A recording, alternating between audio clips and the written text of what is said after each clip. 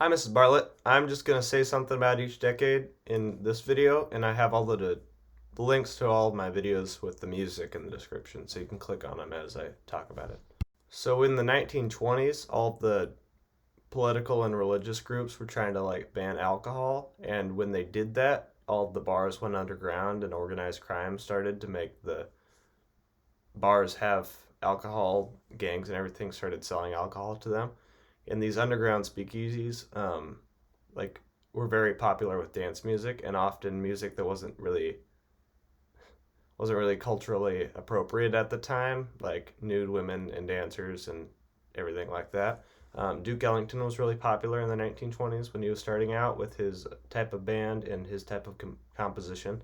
Louis Armstrong was also very popular from the 1920s really through the next couple decades. He kept just revolutionizing how American music sounded, um, with his way of singing and his way of acting on stage, and especially his way of playing the trumpet.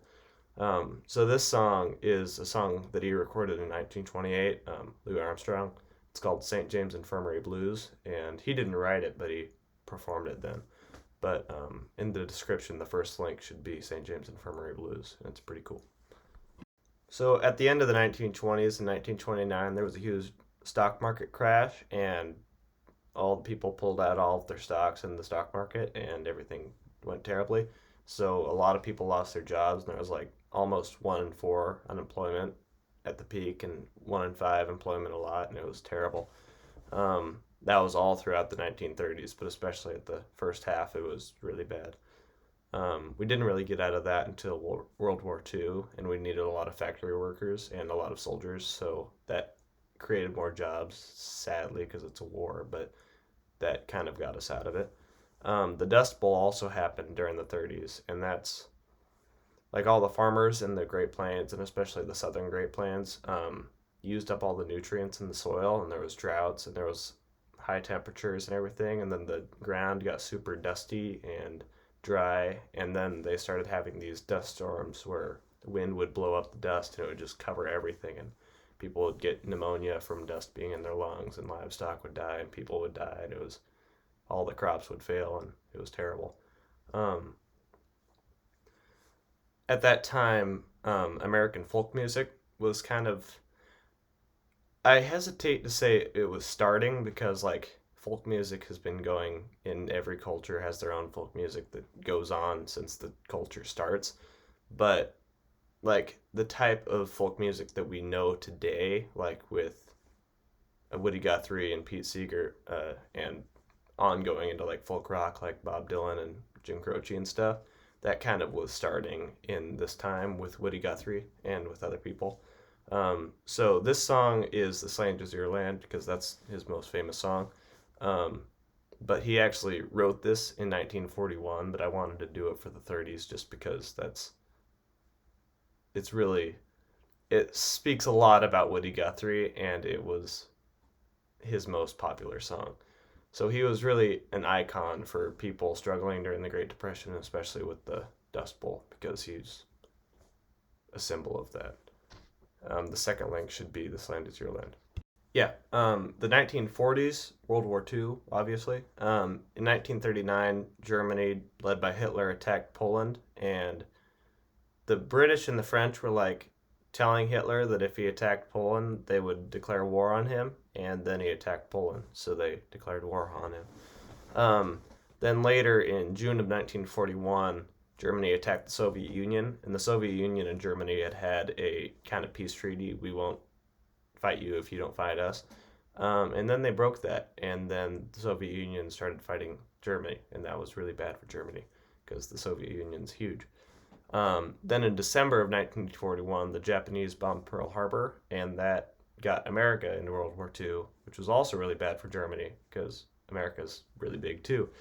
Um, so World War II went from 39 to 1945. In 1945, the Soviet Union, with some help from Polish soldiers too, in late April, they conquered Berlin and basically ended the Eastern Theater. Um,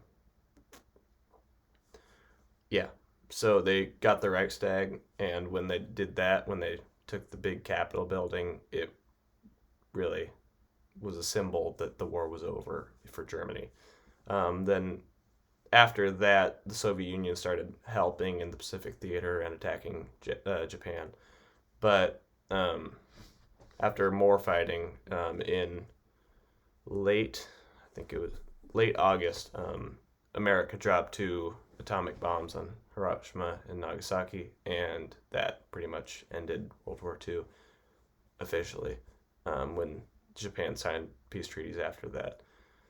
So World War II was really a tough time as well, but it did get us out of the Great Depression. But it was a lot of soldiers were dying, and in America, like we weren't on the home front, but it was, or we weren't on the front lines, but our home front kind of thing was really bad with, I don't know. There was a lot of patriotism though. That helped. And part of that patriotism was the big band jazz. Jazz kind of became a symbol for American music. Really became pretty close to America's popular music. It wasn't really because there was still these big theater kind of shows that were still a little bit more poppy, but jazz became very popular for young Americans to dance to and everything else. The 30s too, but I think the 40s are big band jazz. It kind of, I think you could probably say that it got whiteified a little bit, kind of like Elvis kind of whiteified jump blues and stuff to make rock and roll more popular, but just like Glenn Miller and Artie Shaw and Benny Goodman are all white big band leaders, and they were all very popular. And there was so many black musicians too that were very popular, but bands had to be segregated during that time, and they couldn't play in the same venues, white bands and black bands. So that was all sucky and very confusing. But a lot of bands, both black and white, mostly white, and there was one segregated band, that was, or non-segregated, it was integrated, and it was pretty cool. It was started by soldiers, and they did stuff, and that was really cool. So like, as I said, Artie Shaw and Benny Goodman and Glenn Miller. I don't think Benny Goodman did it so much, but Artie Shaw and Glenn Miller and a whole bunch of other big bands started touring around and performing for the soldiers. That was really cool. It's kind of funny. Like Japan, Artie Shaw's saxophone players had their corks and all their pads and everything rotting off because of the humidity, and brass instruments were like changing and morphing, and it was bad. But that was a big help for morale for the soldiers back then. Glenn Miller didn't write In the Mood, but I chose to do this one just because it was, everyone's heard this song and it's a big band song. I just did it solo piano for this one, but it's a good example of big band jazz. It should be the third link. So then after the 40s, the 50s was like huge in American patriotism and also the fear of communism, and that kind of led to the Korean War, our involvement in the Korean War, because Russia backed the North Korean government because they were communist and they were friends for a long time. But when North Korea attacked South Korea, America took South Korea's side for a lot of reasons, but partially to stop the spread of communism. And a lot of stuff with that. That went from 1950 to 1953. Then, like, in music, obviously, because I like that. Rock and roll was really starting because country musicians and other people were liking, mostly young people, sorry, were really liking black music and also country music, and they wanted to be able to dance, like people in their young 20s, especially like Buddy Holly and Chuck Berry and everyone were experimenting with new types of music. And Leo Fender, he didn't invent the electric guitar, but he did the first mass-produced solid body electric guitar. So not like a jazz guitar that's hollow body. It's like the one hanging on the wall there. It's just a chunk of wood with pickups, and that really helped the spread of like dance music that was electrically based, and that really was bad for parents because they didn't like it. Like they liked jazz and classical and everything, and all the kids were going out and dancing to this new type of music that had electric guitars and drums and everything. Lyrics that were not always the cleanest.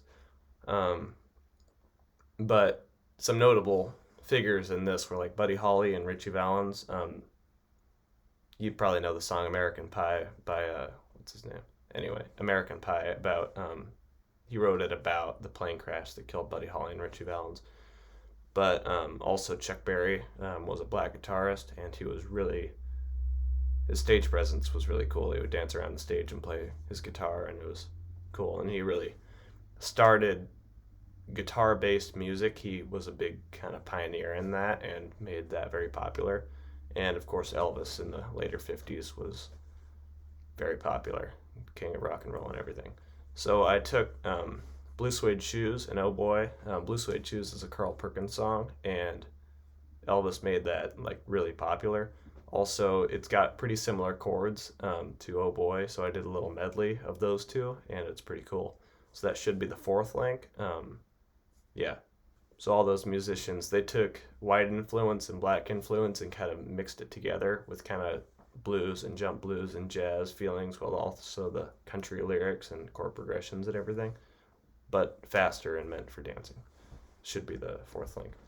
Thanks. So then in the 60s, the civil rights movement was very strong, and it kind of started in the 50s with Rosa Parks and a couple other people, but the 60s was really strong with like Malcolm X and Martin Luther King Jr.